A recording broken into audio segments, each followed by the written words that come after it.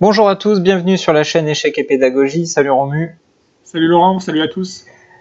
Pour la tactique du jour, nous allons vous présenter cette position issue d'une partie entre Schwicker, j'espère que je n'écorche pas son nom, et notre ami Jean-Pierre Boudre, qui est bien connu des échecs français, on va dire. C'est un joueur avec lequel j'ai eu la chance de jouer en équipe, notamment quand on était tous les deux licenciés pour le club d'Avignon. Donc on salue Jean-Pierre.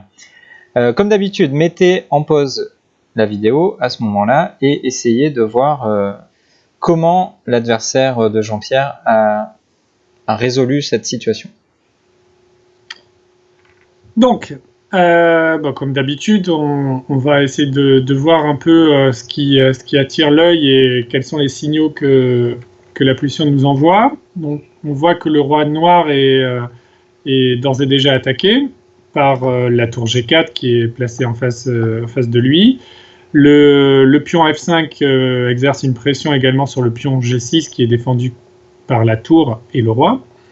Le fou E4 par rayon X également vise le pion G6.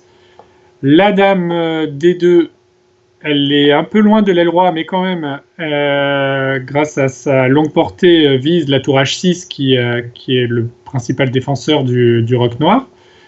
Et on peut aussi dire un petit mot sur la tour A1, qui en apparence est loin, mais qui peut en un coup se joindre facilement à l'attaque sur l'aile roi. Alors on pourrait imaginer sur la première rangée, sur la case F1, mais également peut-être par la troisième rangée, puisque les blancs jouent le coup A4, via tour A3, et ensuite coulisser sur la troisième rangée. Donc on voit que les blancs ont vraiment posté leurs pièces de façon très agressive.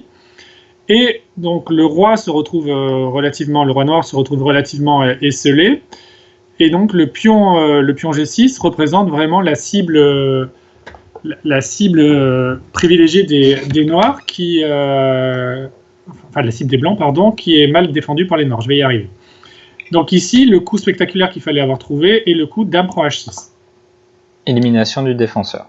Exactement. Donc la dame se sacrifie pour éliminer le pion G6 qui est donc la cible.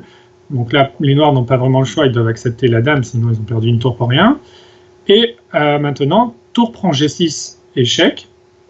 Donc le roi est forcé de venir sur la colonne H. Donc roi H7 ou roi H5, ça ne change absolument rien à la suite.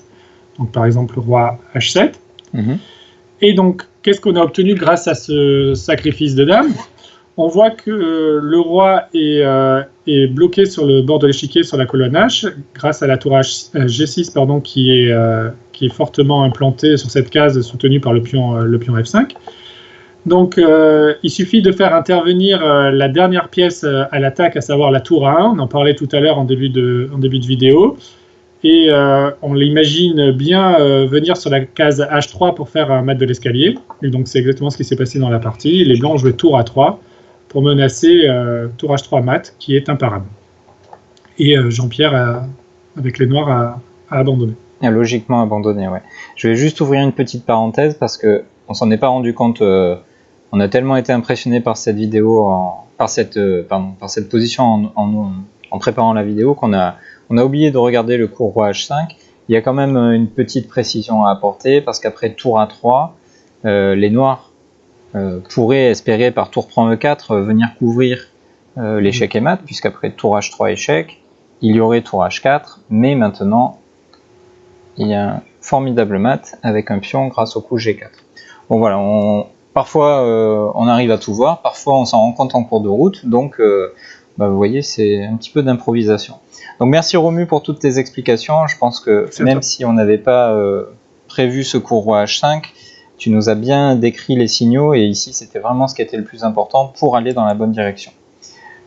Cette tactique, elle peut vous faire penser à la tactique qu'on vous a présentée il y a quelques temps, la tactique 41 de mémoire, qui avait été jouée par Vlad Tkachev contre Watson. Merci Romu. Et donc vous voyez, au fur et à mesure que vous allez progresser en tactique et que vous allez accumuler les exercices, vous allez avoir des références comme ça, et sans forcément en avoir conscience, les patterns, comme disent les Anglais, les réseaux vont vont entrer dans votre tête et vous allez de plus en plus naturellement trouver les signaux et trouver dans quelle direction il faut aller.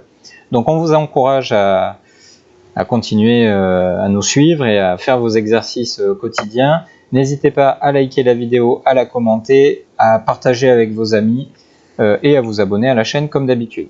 Voilà. N'hésitez pas également, si vous croisez de jolies tactiques ou si vous-même en avez joué, que ce soit en partie longue ou sur internet, n'hésitez pas à nous les partager pour qu'on puisse les présenter au plus grand nombre et ainsi progresser tous ensemble. On vous dit à bientôt. À bientôt, au revoir.